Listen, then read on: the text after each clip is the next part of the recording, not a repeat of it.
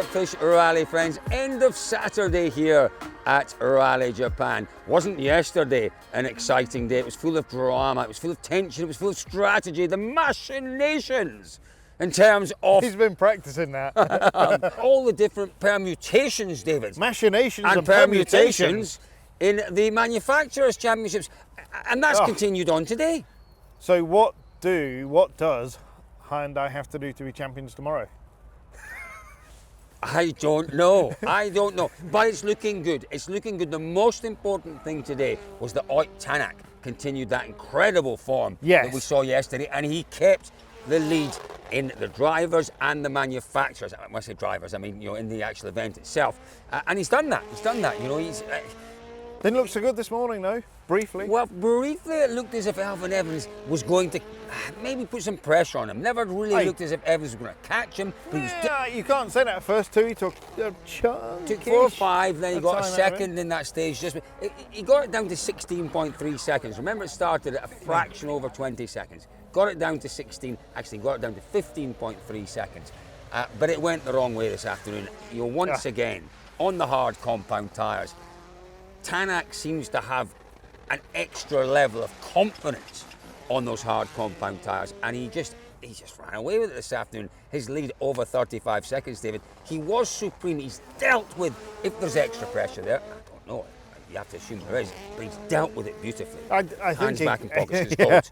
Exactly that, Carl. He has dealt with it brilliantly, and that, in some ways, that's what Ott Tänak does. This morning it was about playing yourself in. The conditions could be a little bit tricky. Just take it steady. Just, don't go mad. He did that, and then this afternoon the sun's been out. The roads are dry. He knows what to expect, and he just kind of let rip a little bit, didn't he? And just drove brilliantly. Yesterday evening there was hope. This evening, in terms of the Drivers' Championship, I know you're going to tell me it's about the manufacturers, but is there a little bit of disappointment this evening?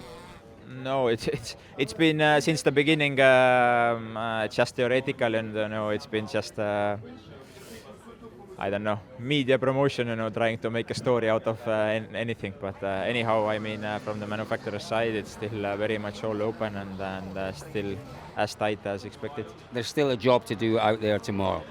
Yeah, definitely. I mean, there are still so many points on the table, as we know, and for sure the Toyota boys are going all in. But myself, especially with the hard tire, I had a good feeling in the car, and also Thierry has been in a good rhythm, and probably tomorrow also, quite early on the road. So hopefully he can use this advantage, and we can do also a good performance, and we can hold them off.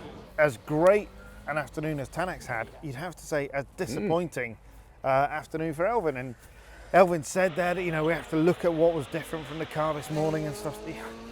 I don't think there's much different in the car. No, it's come different on. in his head. We've had a season with these cars. Yeah. We're well into this now. We know these cars well enough that you've got to get that consistent performance through the day. Nobody will be more disappointed than Elfyn himself. That he made a great start, superb. There is pressure within that Toyota team. We talked about what do the manufacturers have to do. Of course, we've got an idea. I was joking there, but it is complex. But fundamentally, Toyota need drivers 1 and 2. They absolutely need them to be pushing like mad. Some of them to be pushing like mad, clearly, not all of them. Before the rally started, it was very much in Toyota's hands. It is now not in Toyota's hands. It doesn't matter. Toyota can win the Sunday. They can win the power stage with a 1-2, win Sunday with a 1-2, and they still don't win the manufacturers. There will be questions asked yet again, because the car really wasn't any different. It's just Elfyn's, under certain circumstances. 2 years ago, you wouldn't necessarily have put Elfyn Evans down as a confidence driver. Mid-review quiz question for you. Oh, go on. There is another driver that was always a confidence driver that's in the field here, celebrating something 30 years ago. Yes, I know, you told me last night.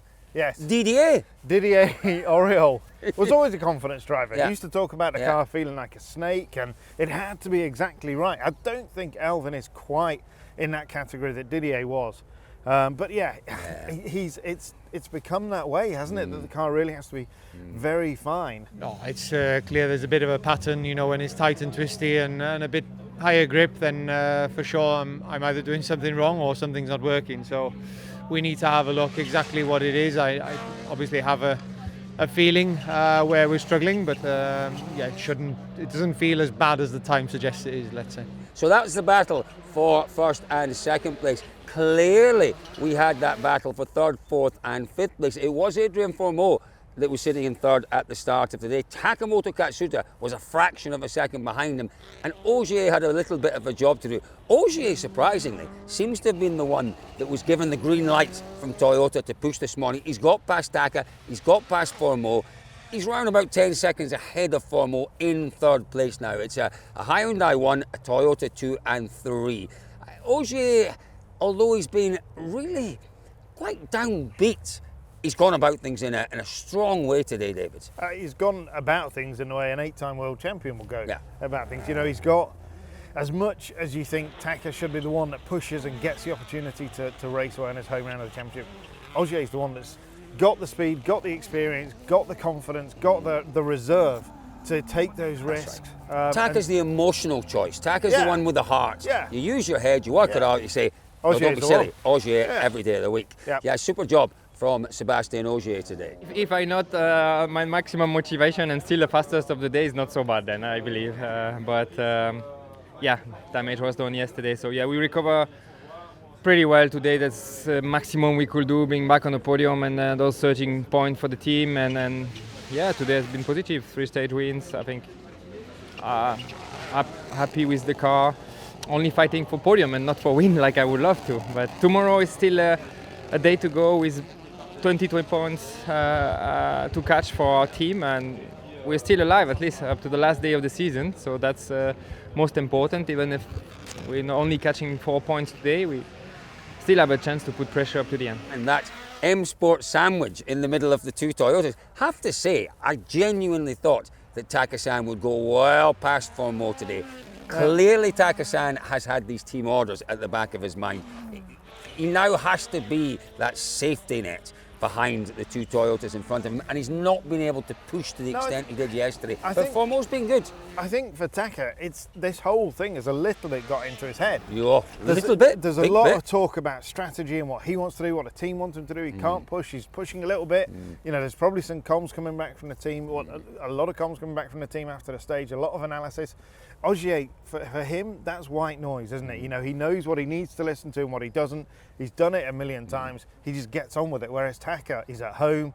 He wants to listen to the team. He wants to push a bit harder. It's really quite a conflicted position to be in. And that gets into your mind. And, you're overthinking everything. Am I going too hard? Am I going too whatever? And Seb's just gone at it and he's done it. Yeah. And Fourmeau he has been great. He has been great today. He clearly has found something, particularly in that final stage, proper of the afternoon. He's found something on the car again, which has given him a bit of confidence. And it is all about confidence. I'm sure these little adjustments they're making. But he's still a little bit maybe too much time on the handbrake in some of the corners, trying to get the car rotated.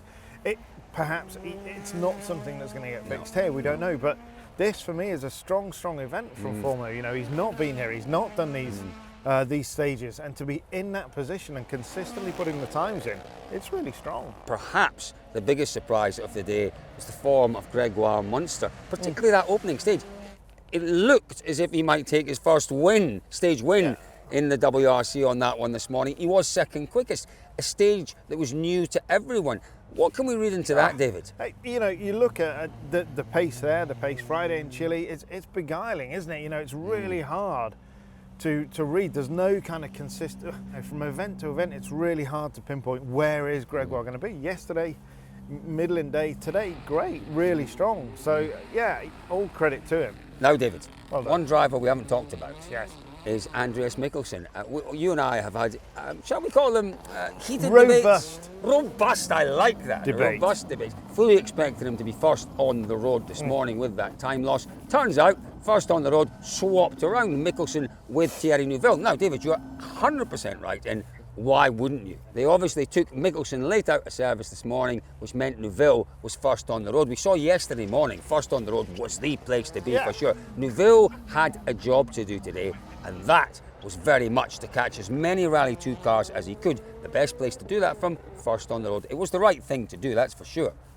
I've got nothing to add. I've been saying it all day. But if you were Ott Tänak, and Ott Tänak did have a little bit of a face on him when I asked him about it this morning, you're saying, well, crumbs, you know, we're fighting now. It's a fight. After yesterday's problems for Neuville, it is a fight for the championship. And what you've done there is you've given him an advantage. But they haven't compromised the manufacturers, and they've said consistently that they're going to support the driver that's in the lead of the Drivers' Championship. Which is what they've done. That's all they're doing. Neuville has been great today. He got himself ahead of all of our Rally 2 cars. Yep. So he scores good Saturday points. He's, again, that's typified his season. When it's been 100%. difficult, when it's been challenging, he's fought. always dug deep and Yeah. he's grabbed something Yeah. out of nothing. Yeah, totally. You look back, Soy Sambu, Kadong, you know, Sardinia when he crashed, and every time he's faced adversity this year, he has come back. We did mention Andreas Mikkelsen. He didn't do the afternoon loop. They took him back to service. WRC2, David. WRC2, yep. Nicholas Grazan, again, has been the class of the field. He's won nearly all of the stages. But the man that we're watching clearly is Sami Päivärinta. Who is doing exactly what he needs to do. You know, I suspect that there's nobody really is going to battle and fight with Grazan. Päivärinta doesn't need to. He's sitting there absolutely happy as you like in second. That'll do for him. No need to push, just keep it as it is. I guess the noteworthy news from WRC2 today, Josh McAlin. He's a driver that's looking for a little bit of consistency. He's put it off, sadly. He's gone out, made a little mistake out there. Don't shout more left to low, fight right down. Tight 4 in. Okay? Go. A disappointing end to his season, David, because it was a season of progress. Yeah. It was a season where things have moved on. Absolutely, he's shown great progress this year, and you know, the times are coming, and I think he saw this as an opportunity to go out there, and he wasn't registered for points. It was just an opportunity to go out and give it a go. Saturday is more or less done here at Rally Japan. We still have an enormous final day to come, though. We are looking forward to Last day of the crowning year. 3 world champions tomorrow. We are looking forward to crowning a driver's champion, and we don't yet know Not who it looking is. forward to the end of the year, though. We are looking forward to crowning a manufacturer's champion. We don't know who it is. We're looking forward to crowning a WRC2 champion, We've got and an we don't idea know who who it it will is. Oh, I can't wait for tomorrow, Davey. What are your thoughts on the action that we've seen out there today? And what are your predictions, more importantly, tomorrow? Those 3 champions, who's it going to be? Is it going to be Toyota? Is it going to be Hyundai? Is it going to be Neuville? Is it going to be Tänak? Is it going to be Solberg? Or is it going to be Sami Päivärinta? In the comments below, let us know, folks. And don't forget, Dirtfish is all about teaching you how to get the best out of your rally cars. Have a look, Dirtfish Rally School. Check out all the courses we've got on offer there. We can, I guarantee you, improve your driving skills. We will see you all tomorrow for not only the final day of Rally Japan, but as David said earlier on, the final day of the 2024 WRC. We'll see you all there.